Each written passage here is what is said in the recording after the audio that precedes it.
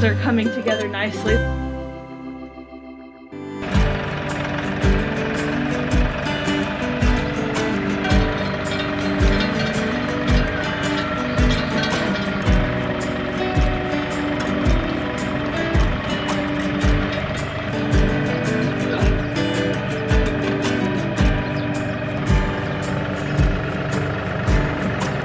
Levi's working on rerouting some of the fencing that we have in our main goat pasture. This original pasture around our barn, Levi did by hand. I think he stretched it using like a piece of metal from like a chain link fence that was left here when we moved here in his Jeep.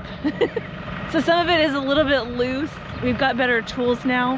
He is putting in a new post over there and he's gonna try to restretch the fence that he can. It might not be super perfect still, but that is okay.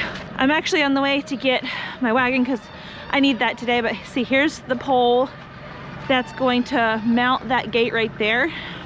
So you can kind of get an idea of how this is going to look. The gate will be right there and then there'll be fencing that goes out to a new pole right there. I think he's on his way to go get the pole. This year our electric company redid all of the poles on our street, and we know one of the linemen that lives up the street, and we asked them if we could have a few poles. They've come in handy for sure. Who's making all that noise? Is it Winnie? We're gonna leave Levi to it. I'm not gonna have the camera on him, at least today. What I need to do is get a little bit of stuff out of the garden because we're getting a decent cold blast coming this way. I'm sure basically everybody in America is aware that it is coming. By the time that this goes out, it will have passed our area, but we're getting some low temps that we haven't seen yet this year.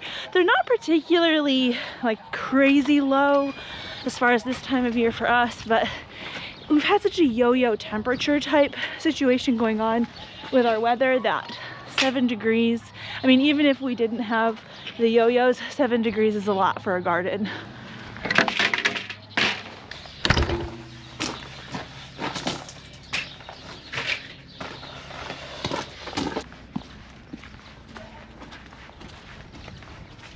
So our first step is my very sad rutabaga bed. Obviously, when I planted this bed, I had hoped for more, but this looks like about the size of the rutabagas that we're going to be getting out of this bed. And you know what? It's something. It's not nothing. I am grateful to be getting something out of this bed. Even though it's not as much as I had really hoped for, I can still use these. They can still provide nutrition, and even though the harvest is small, it was still worth the effort. I think that's the biggest one in the whole bed.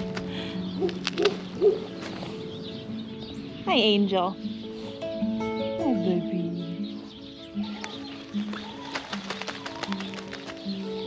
That was not a bad size either.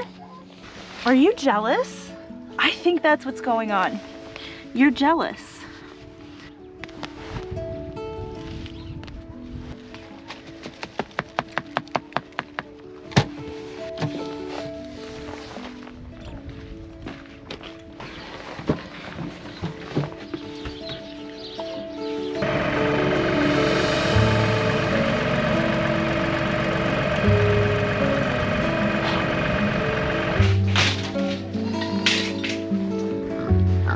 Hey, Chloe.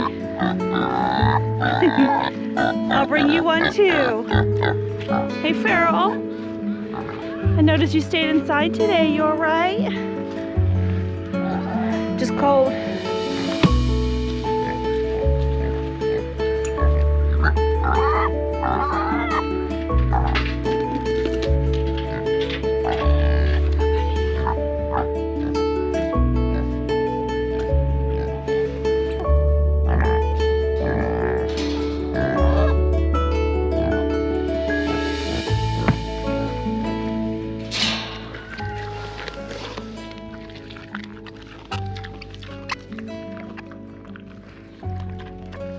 I don't know if I can really push my luck as far as the frost or freeze tolerance All of these pumpkins that we have in storage, they're gonna have their limits just like anything else, so feeding them out, that's the best thing I can think to do with them at this point. Over here on this side of the greenhouse, I have quite a few heading type brassicas like cabbages, cauliflower, broccoli, and I haven't successfully grown many of these things into the fall and winter season. I have had a lot of success, or at least moderate amounts of success, especially with things like cabbages growing from the spring or the winter, the late winter into the spring. And so I have gotten some suggestions that, Heather, if you're gonna see some really cold temps and you can't cover your crops more than what the greenhouse can do, it's probably smart to harvest the head, because the head is a lot more frost sensitive than the leaf part of the plant. So I think I'm gonna harvest most of the heads on this side of the greenhouse. This is an example of what we're looking at here. Now this cauliflower head is really small, but it's already experienced some frost damage. It did have some leaves covering the head. You can see this brown gross part here. This is chicken food. I genuinely might just leave it in the bed for now and only pick what I want to bring inside the house. It's a pretty broccoli head here.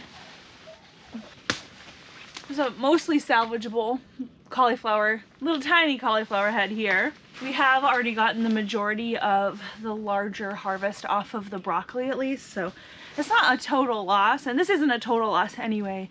We're still getting something out of these plants.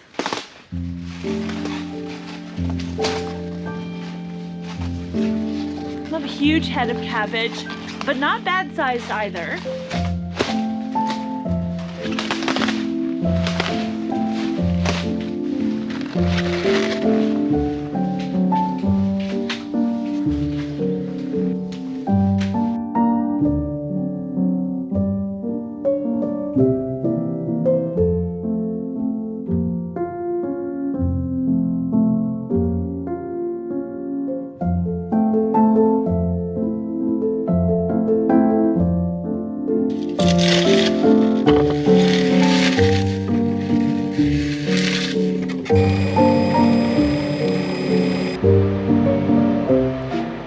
Entire crock pot full of greens, and this isn't even probably a third of what is in there still.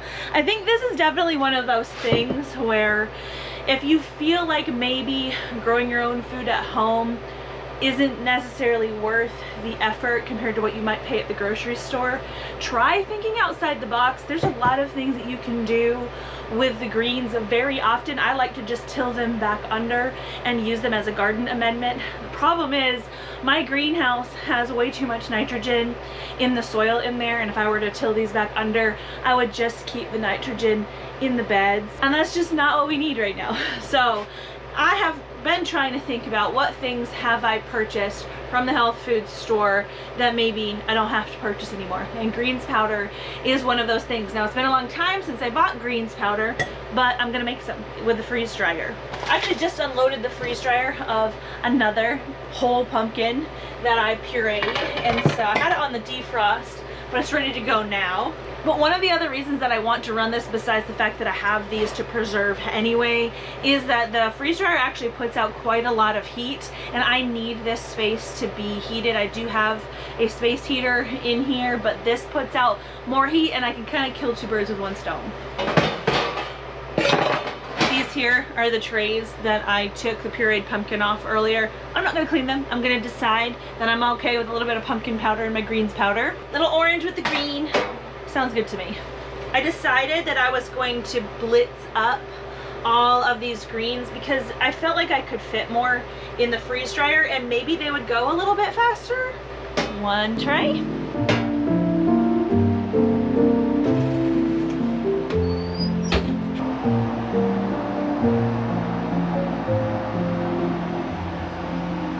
All right, that only took 20 hours to get the broccoli greens good and dry. What I'm gonna do for now is pack the greens in this big gallon sized jar. I'm trying to get as many greens processed as possible, and then I'll use my spice grinder to make them a really nice powder.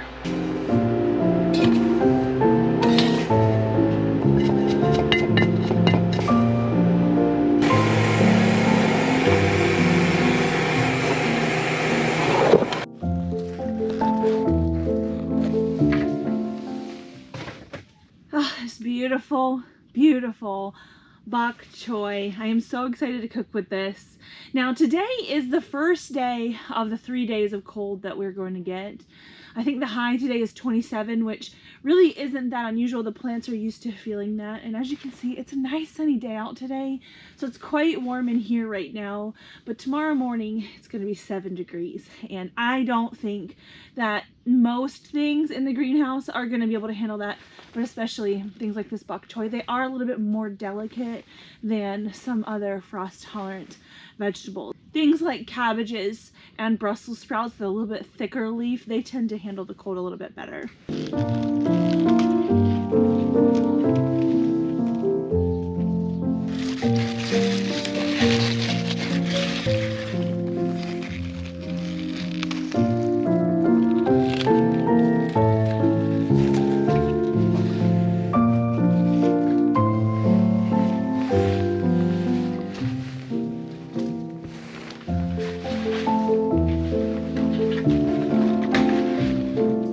So as far as harvesting the broccoli greens from the plants, it's pretty simple. These guys break off really easy. I don't really need my pruning shears.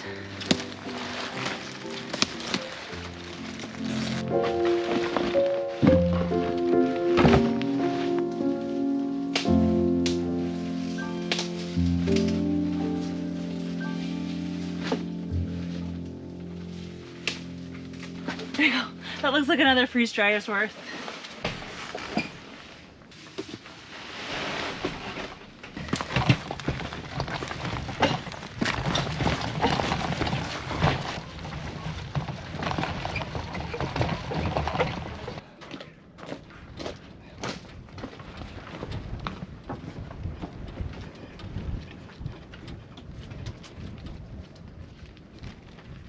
Well, hello. It's actually been a couple days since I filmed the first part of this video. The thermometer says that it's 20 degrees outside. I don't know how true that is. It feels a lot warmer than that. This one out here says it's just above 32, which makes a lot more sense than what my weather app says. So I was just now running around throwing pumpkins out at the animals and things. I'm just now kind of finishing up the morning chores. Figured I'd grab my camera. Do you guys see what he's doing? He's plucking off pieces of pumpkin and putting them on the ground and calling his ladies over. What a good rooster you are.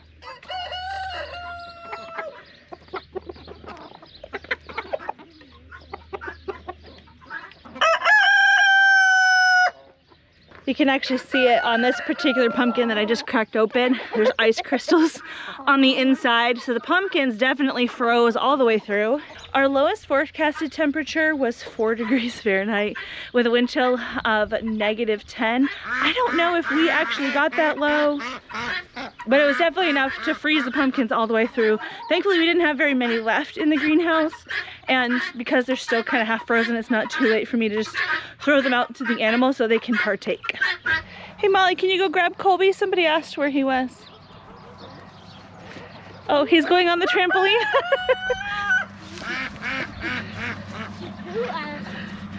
One of the subscribers asked where Colby was. He's here. He's grown into a very fluffy, majestic beast. I've seen him hunting a little bit. He's not exactly our best mouser. A little bit of a freeloader, but we love him. Just got this egg out of the nest box. It's still cold, and especially in the shade. And so I've been collecting eggs a couple times a day, and I still don't get to them fast enough sometimes before they crack. When that happens, all I've been doing is throwing it on the ground and smashing it with my boot and letting the chickens eat it. Contrary to popular belief, them eating raw egg isn't bad for them. As long as you make sure that the egg doesn't look like an egg, you're not going to create egg eaters out of your chickens. You loved the cold, didn't you?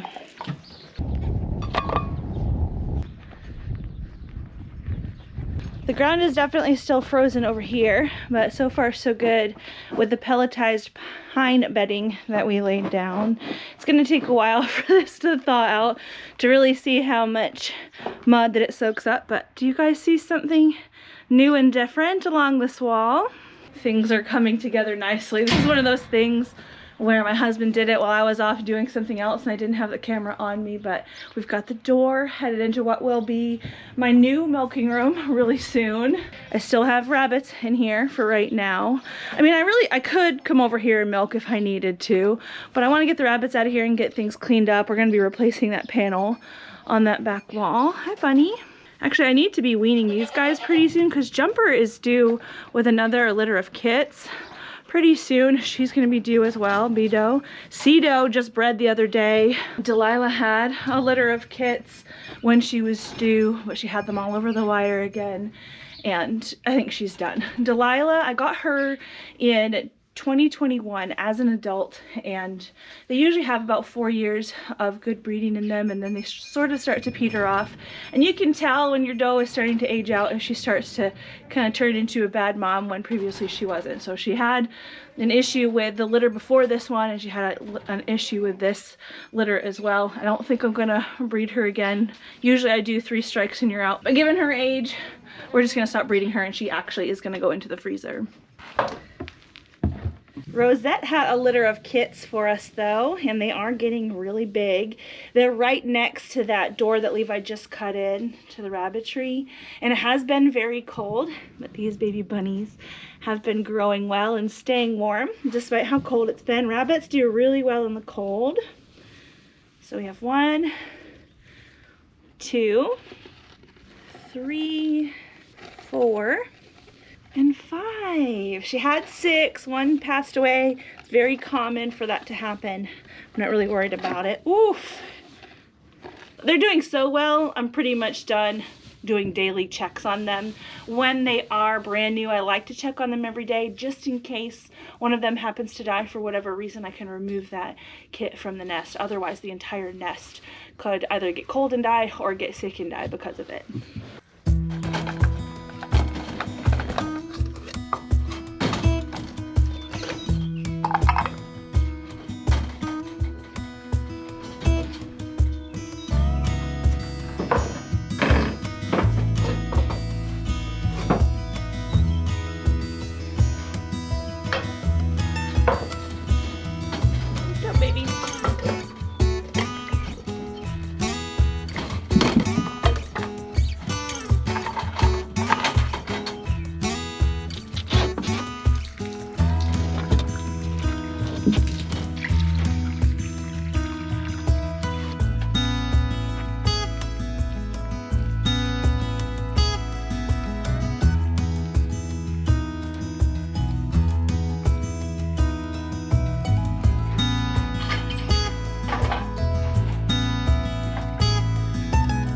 I'm sure you can see that I do have some heated water bottles here hooked up to this cord, and I have found that they are starting to peter out. Probably half the amount of them that I had originally are still working, and ultimately I really do like having both bottles and bowls for my rabbits, because if anything happens to malfunction with the bottle, they always have the bowl as a backup. And the same thing is true in summer, but almost in reverse. Like if they happen to flip over their water bowl, they have the bottle as backup.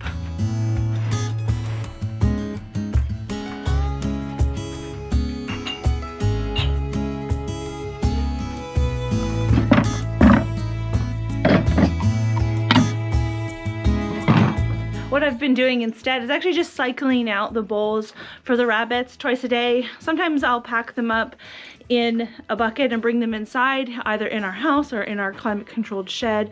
But a lot of times when it's sunny, it doesn't matter really what the temperature is. The sun beating down on the bowls will loosen up the ice just enough to where when I come out to do waters again, those will be thawed out and I can use them. Pull out the frozen ones again. If these freeze today, I kind of don't think that they're going to, but on really cold days where it doesn't get up above freezing, that's what I'll do, just cycle out the bowls. So yes, through the gate, this will be the rabbitry in the future. Levi did already hang some eye hooks and some cord so that we can move some cages over here. Got this guy here, and then I have this 2-hole cage that does need a little bit of repair, and then that's gonna go right next to this. And then the 4-hole cage that my Californian does are in right now, that's gonna go here. And then this stacker, this 3-high stackable, is gonna go right there. quite excited. Things are falling into place very nicely. Good morning, ma'am. How did you all handle the cold? The goats did very well, didn't you? We didn't have anybody that looked particularly cold or needed any special attention, so I'm grateful for that. They are venturing out, even though they've got hay over here.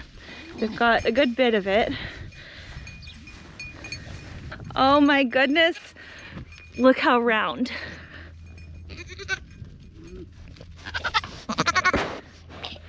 Look at you girls.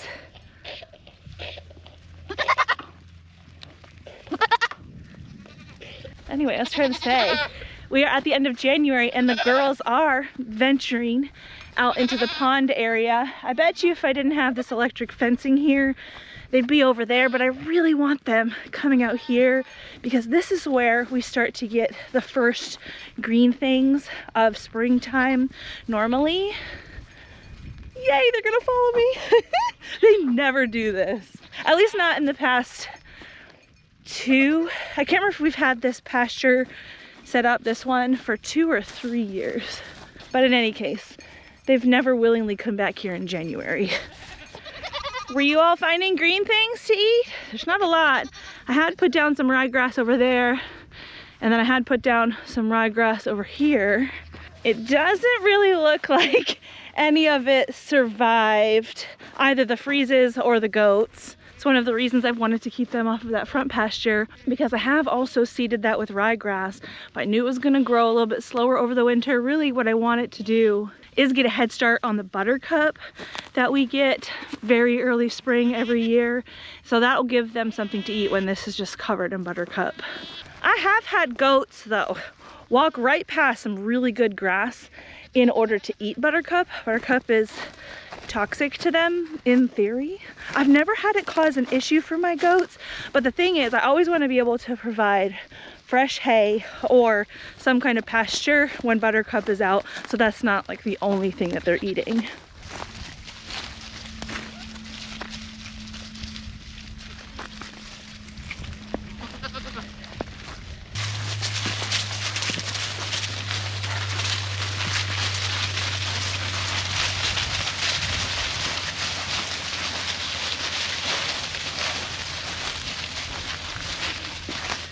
See here, these are the first little bits of green grass that come up in springtime. This little sunny patch here, and this is what I want them knowing is here, so that they willingly come out here on their own without me as a chaperone. There's also a bunch of leaves out here, which has me thinking that they haven't been out here because they really like to eat leaves.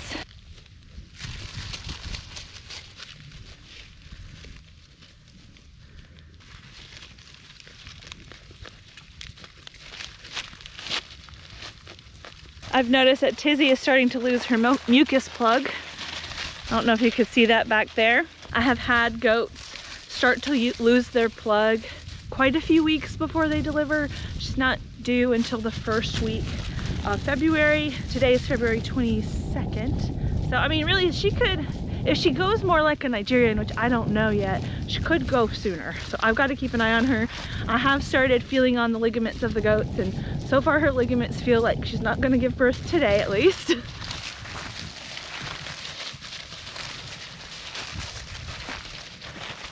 All this tall orange grass that you see, it's called broom sedge. The goats don't eat it past a certain point. They'll eat it when it's really small and tender, but it's quite fibrous. It's not that nutritious. It's actually a sign of poor soil health. So actually my friend Reagan at GWP Homestead, he's going to be taking a fire class on how to do a controlled burn with the state of Kentucky.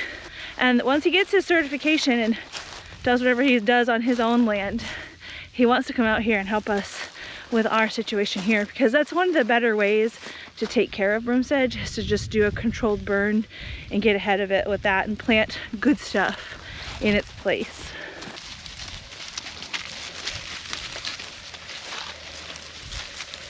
Shindy, ma'am, looking good.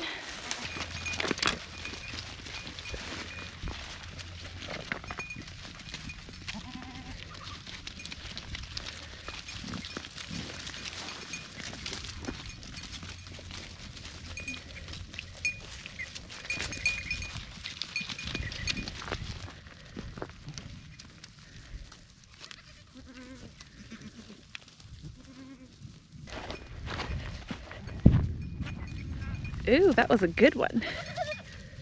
We live right behind the Fort Campbell military installation. They've been training pretty hard lately. That was a good boom. Tempest stayed behind because she'd rather have a boyfriend than fresh grass right now. I know, is that lady tempting you? Maybe I should take that bucket out so you don't get any ideas. We certainly don't want any boy goats getting any ideas. I'm getting a booster and getting up over here.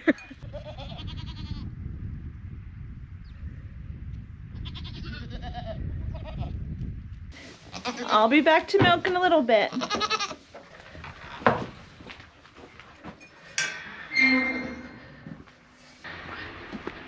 These are the pumpkins that we have left. I decided to put them alongside the north side of the greenhouse because it does stay pretty cold over here. It's 60 degrees in the greenhouse right now, and if I had left them in there, they would just turn to mush and be a lot harder to get out. And out here, they're gonna thaw much, much more slowly, especially in the shade of the greenhouse, and I can feed them out probably tomorrow.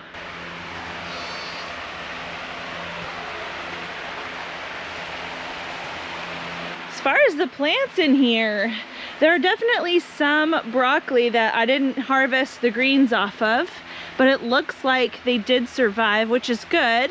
Gives me extra time to go ahead and deal with those, but I wanted to do what I could just in case everything in here succumbed to the cold, but it looks like it did well. Even some of the little broccoli florets, these little side shoots that I left on, these should be pretty sensitive to freezing, but they seem just fine. That is not to say that the large heads of broccoli would have been just fine if I left them in here, but I'm glad that I did this experiment. I'm glad I harvested what I could, but now I know what the plants in here with the raised beds, what they can handle. I will say that during the days, these last few days that we were very, very cold, the sun was out pretty much full time, and that matters a ton. And there also was not a lot of wind. So the temperature is not the only thing that I need to take into consideration in future years and what the greenhouse can really handle. A lot of the greens on a lot of the things are looking pretty sad and wilty, but they've done this before and have bounced back fine. They're not dead. If they were dead, they would be black and mush by now, because like I said, it's 60 degrees in here right now. Over here we do have some cabbages, some Brussels sprouts, and some cauliflower. I looked in there and the cauliflower head does look like it did not survive. It's pretty, I don't know, doesn't seem too lively, but that was to be expected. However, a lot of these plants are gonna bounce back well, and we will get a late winter harvest out of these. Don't mind my rubber snake keeping the birds away from my seedlings. I did notice that some of the herbs that we planted have popped up. Up here is chamomile. I can't remember what we planted in the tier below it, but we've got some germination here too. Not every tier is coming to life in there as of right now, but it is nice to see that they made it through that really deep cold. So that's our freezing weather update. Hopefully everybody, all of you, have fared just as well as we have. I really hope that that's the last cold dip of this season. Usually when we get towards the end of January, I'm very itching to start the garden and really get going. I've got springtime on the mind, and hopefully the weather cooperates. I'll see you guys again soon.